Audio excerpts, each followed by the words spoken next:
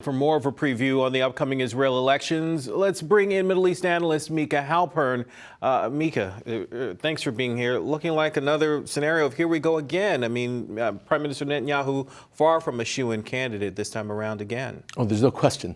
It's tight. Yeah. But there are questions that we can't answer. The biggest question is turnout. Right. That will ultimately determine who votes to what party. So the most aggressive people will certainly go. It's a question on the margins, and the studies that I'm seeing are maybe 60 to 65% turnout rate for a second election. That's pretty sad from Israeli standards. But already we're getting some indication of where voters might be going here. In fact, a poll from Israel's Channel 12 shows that Netanyahu has 29 Knesset seats to be expected, while I should say 39, and then Benny Gantz has, I should say it again, 30 seats for Benjamin Netanyahu is the expected tally.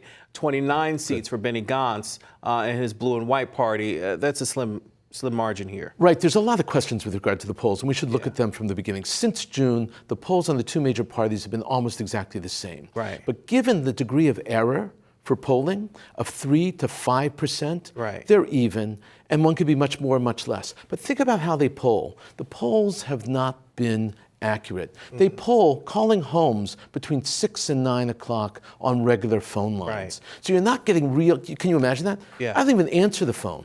So they're not getting anyone like me. So who are they polling? That's why polls have been so poor, not just here in the United States, but also in Israel. But then this extra time between the last election and now, Netanyahu was supposed to get this coalition together in order to not have a repeat of what we saw. Well, there were two reasons why it can't happen. The first is that this Lieberman character has really come out to be a real force. Now, what Lieberman is trying to do is this.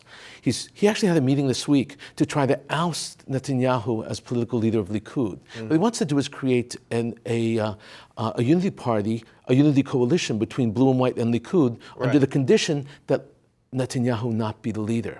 So if he can't come, then Lieberman comes in and creates a coalition of Likud and blue and white without Netanyahu. I don't see that this happening, but that's his desire. Right. And then in terms of this side issue of the Russian-Israeli vote. I mean, Netanyahu's been really trying to court that vote, but there's a big problem there, right? Yeah, there's no question. If you would have asked me 2 years ago, I would have said that this sectarian parties like the Russians, they're on the outs. But both Netanyahu and Lieberman are pushing it. Why is Lieberman pushing it? He's pushing it for two issues. First is they're enormously anti-religious, and they're enormously pro-service to the army. So the ultra-religious parties are not doing the army. And so, the religious life is strangling the life of immigrants from the former Soviet Unions. So what happens is that Lieberman is trying to get those votes, as is Netanyahu. 12 days to go. Oh, it's exciting. It's exciting, but it's got to be a nail biter for Netanyahu. And there might be a third election. Right.